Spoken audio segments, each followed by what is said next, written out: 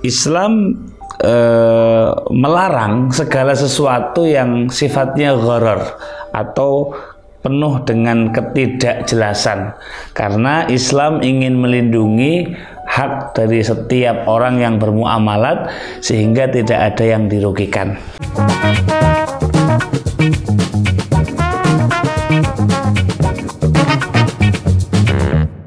Assalamualaikum warahmatullahi wabarakatuh. Teman-teman dimanapun kalian berada, ada pertanyaan tentang hukum main boneka capit dan bekerja ngisi boneka capit. Itu bagaimana hukumnya, Ustadz? Apakah sama dengan judi?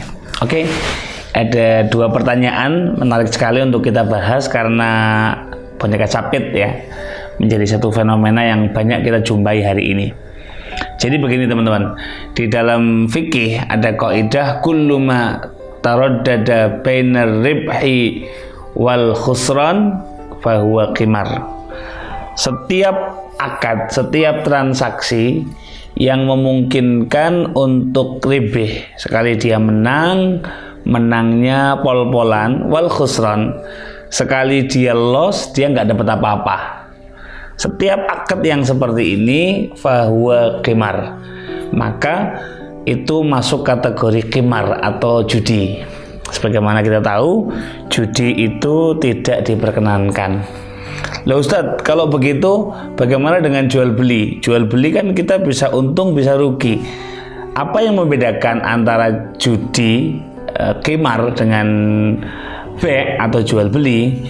Yang paling membedakan adalah ketika kita jual beli, kita kulak barang, kita mengolah tijarah ya, kita kulaan kemudian memprosesnya menjadi baju, menjadi makanan. Meskipun nanti kita rugi, ada muawadhah di situ, ada transaksi. Saya punya uang, saya belikan bahan, saya belikan makanan, saya belikan baju misal, ada transaksi di situ. Saya membayar uang, saya dapat baju. Itu yang membedakan. Sedangkan dalam qimar tidak seperti itu. Kalau kita menang, kita dapat banyak. Sekali kita kalah, kita nggak dapat apa-apa. Nah, maka Islam melarang segala sesuatu yang sifatnya gharar atau penuh dengan ketidakjelasan, karena Islam ingin melindungi hak dari setiap orang yang bermuamalat sehingga tidak ada yang dirugikan. Nah, dari sini kita bisa mengambil satu pelajaran bahwasanya setiap akad yang kemudian berpotensi terhadap kaidah tadi, kalau kita menang kita dapat banyak, kalau kita loss kita nggak dapat apa-apa.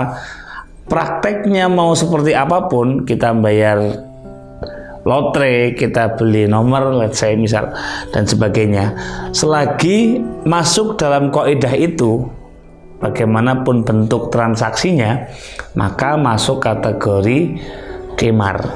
Nah, sekarang kita masukkan ke praktek boneka capit nih, misal kita bayar koin atau kita bayar nominal tertentu begitu, kemudian kita main nih. Pas kita beruntung, kita akan dapat yang mungkin harganya lebih mahal dari uang yang kita bayarkan.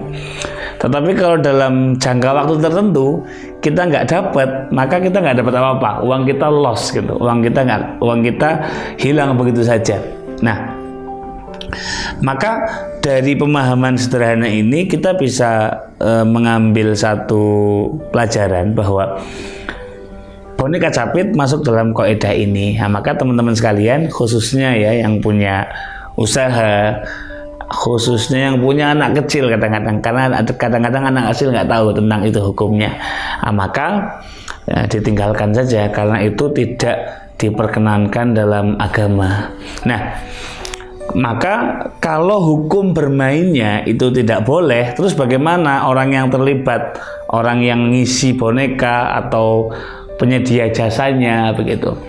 Maka dalam Islam kita mengenal satu kaidah namanya al-i'anah 'alal ma'siyah.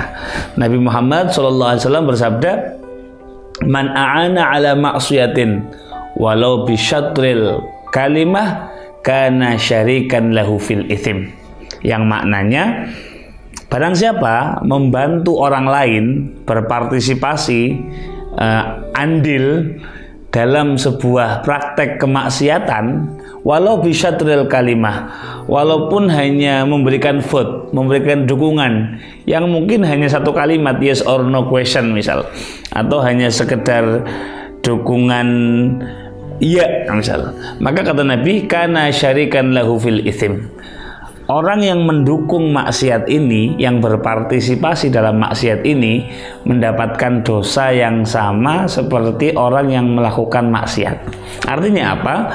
Ketika kita melakukan sesuatu yang secara langsung mungkin kita nggak maksiat, tetapi kalau itu berpartisipasi terhadap sebuah kemaksiatan, misal nih, kita mau ke pasar, ada teman kita nitip dibelikan minuman keras misal. Kita nggak minum, kita nggak buka pun enggak, kita minum apalagi.